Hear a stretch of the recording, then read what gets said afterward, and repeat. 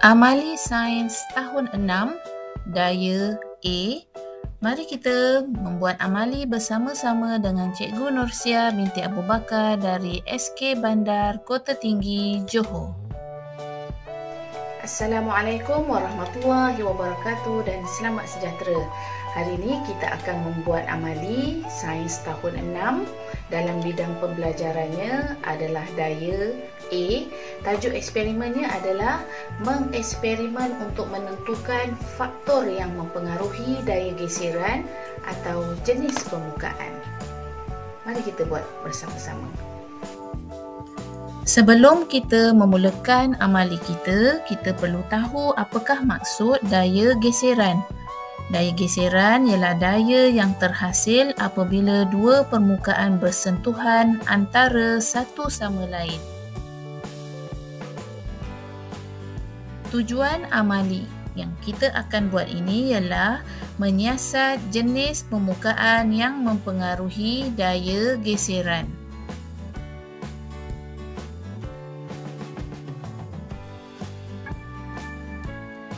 Pernyataan masalah. Bagaimanakah jenis permukaan mempengaruhi daya geseran? Hipotesis. Semakin kasar jenis permukaan, semakin berkurang jarak yang dilalui oleh kereta. Dalam amali ini, kemahiran saintifik yang ada ialah kemahiran proses sains membuat hipotesis.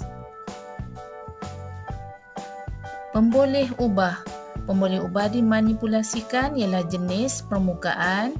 Pemboleh ubah bergerak balas ialah jarak yang dilalui oleh kereta. Pemboleh ubah dimalarkan ialah jenis kereta dan kecondongan satah. Kemahiran proses sainsnya ialah mengawal pemboleh ubah. Alat dan bahan yang digunakan dalam amali ini ialah 3 kereta mainan, papan satah condong, kepingan mozaik, kepingan kotak, kepingan permaidani, pita pengukur dan kayu penghadang. Kemahiran saintifiknya ialah kemahiran manipulatif iaitu mengguna dan mengendalikan bahan yang betul. Langkah-langkah. Ini adalah langkah-langkah semasa membuat amali. Pertama, bina 3 jenis permukaan iaitu dari kepingan mozaik, kepingan kotak dan kepingan permaidani. Kedua, lepaskan 3 kereta mainan secara serentak dengan menggunakan kayu penghadang. Ketiga, ukur jarak kereta berhenti dan catatkan ke dalam jadual. Kemahiran manipulatifnya ialah mengguna dan mengendalikan bahan yang betul semasa kita menjalankan langkah-langkah dalam amali ini.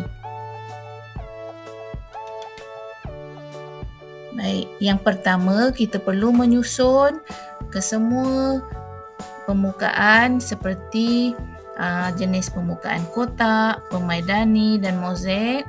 Kemudian sebelum kita lepaskan haruslah berhati-hati kerana kita akan lepaskan kereta itu secara serentak dengan menggunakan kayu penghalang itu.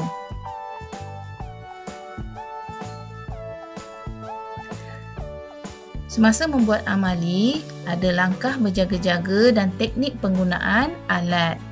Pertama, memastikan bacaan yang betul menggunakan unit piawai yang sesuai. Di sini kita menggunakan unit piawai sentimeter. Kedua, mengambil bacaan dengan aras mata yang tepat kepada pita pengukur. Dan ketiga, melepaskan kereta mainan dalam masa yang sama supaya tiada berlaku ralat. 1, 2, 3. Mari kita saksikan video amali bersama-sama. 1, 2, 3. Di sini, kemahiran saintifiknya ialah kemahiran proses sains iaitu mengeksperimen.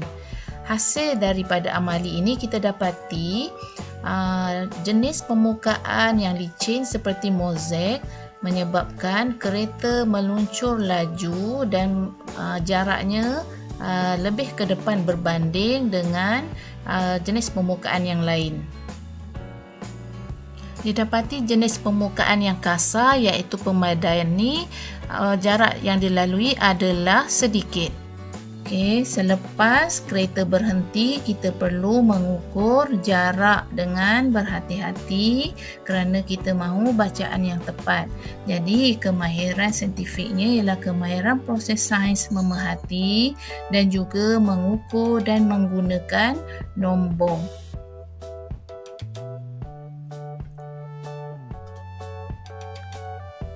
Selepas mendapat bacaan, kita perlu masukkan dalam jadual. Ini adalah datanya. Jenis permukaan kepingan mozaik, jarak yang dilalui oleh kereta mainan ialah 83 cm, kepingan kotak 55 cm, kepingan permaidani 8 cm.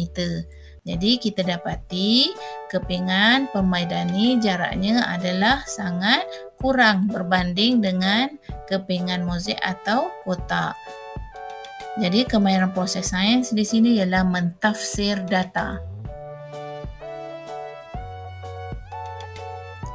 Kesimpulannya, hipotesis ini boleh diterima, iaitu semakin kasar jenis permukaan, semakin berkurang jarak yang dilalui oleh kereta. Berikut merupakan laporan bertulis yang perlu murid-murid buat selepas melakukan amali.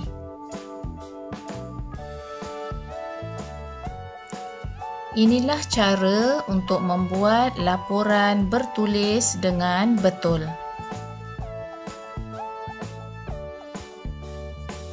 Perlu tulis tajuk amali, kemudian tulis tujuan, kedua penyataan masalah, ketiga hipotesis, kemudian sambung dengan pemboleh ubah, kelima alat dan bahan, keenam tulis langkah-langkah amali, ketujuh tulis data maklumat ini selepas membuat amali atau eksperimen, dan akhir sekali membuat kesimpulan. Ini adalah laporan bertulis yang betul selepas melakukan amali. Okey, semoga semua murid faham daripada awal hingga akhir bagaimana untuk membuat amali yang betul.